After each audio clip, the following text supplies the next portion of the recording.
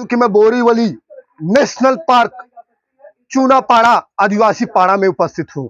मेरी उपस्थिति कहीं ना कहीं आपको देख सकते हैं कि इसलिए था कि आप देख सकते हैं गरीब तक के लोग जो कोई पूछे न पूछे पूछना पड़ेगा, क्योंकि ऐसे पूछने के कारण अब आ चुके हैं, समय आ गया है।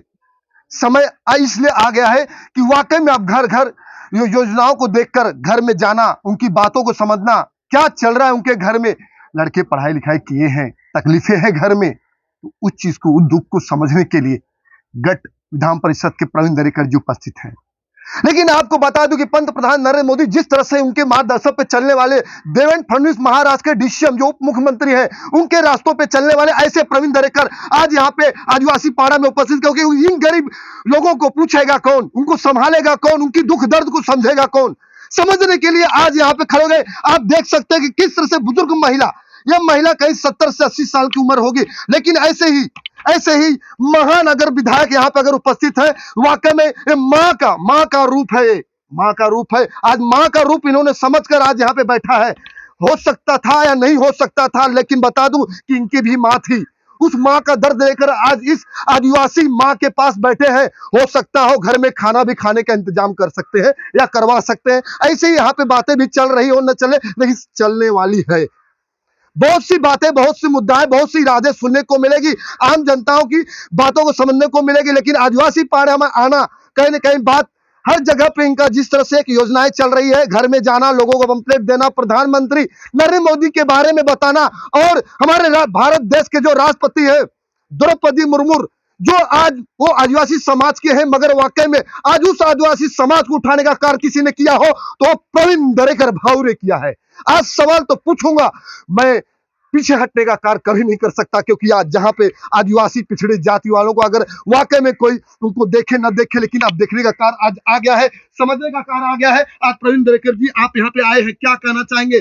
दुख समझने के लिए आए हैं, काम नहीं है, धंधा नहीं है, लेकिन उनके बारे में सोच रहे हैं, उनके लिए आप कैंप भी लगाना चाहते हैं। कई बातें आ गई है आयुष्मान भारत की, जो 4 से 5 लाख 3 लाख रुपया उनके परिवार को मिले, मेडिकल हो सके। सर, दर्द आपके दिल में आ चुका है, कहिए क्या कहना चाहें? देश के प्रधानमंत्री नरेंद्र मोदी साहब के ऊपर इस देश की जनता ने विश्वास जताया और 2 बार उनको प्रधानमंत्री किया।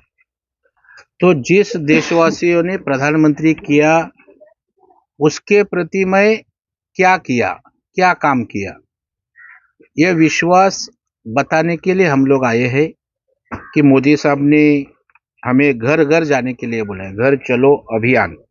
और इसमें मोदी साहब की जो उपलब्धि है कामों की, वह हम लोग जाके बताते।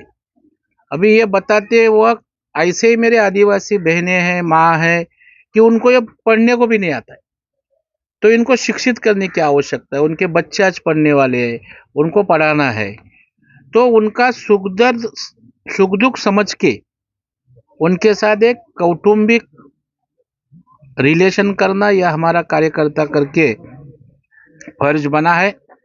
वैसे तो यहाँ को छोटी मोटी सुविधा तो हम करते ही है, लेकिन यहाँ के बेरोजगार जो युवा है, युवती है, वो पढ़े लिखे, उनके काम देने का विषय हो, इनके रोजगारी का विषय हो, तो इसके बारे में भी हम लोग ध्यान देने वाले हैं।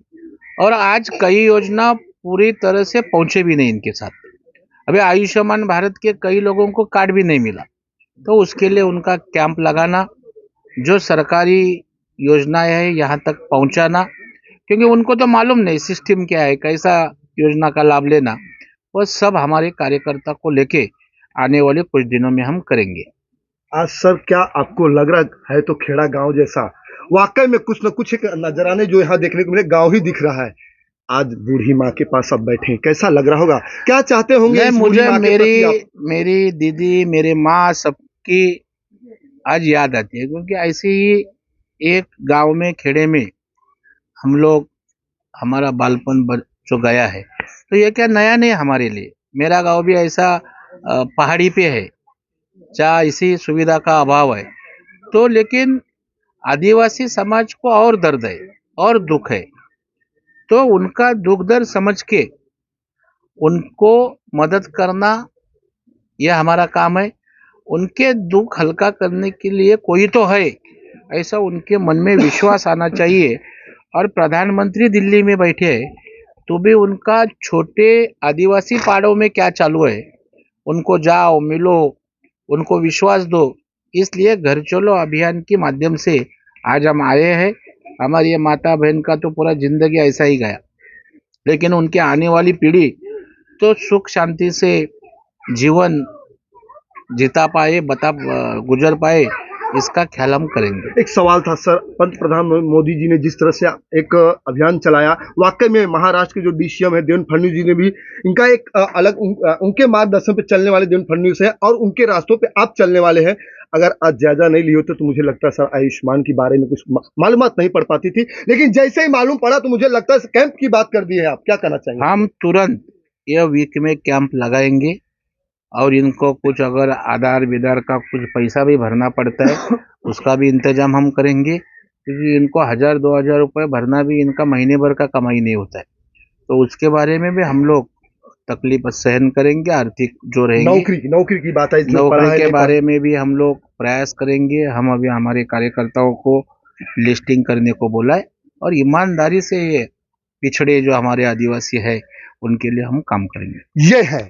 ये है गठ विधान परिषद के नेता विधायक प्रवीण दरेकर आम जनताओं के दुख को समझने के लिए आज इस आदिवासी चुनापाड़ा में उपस्थित हुए।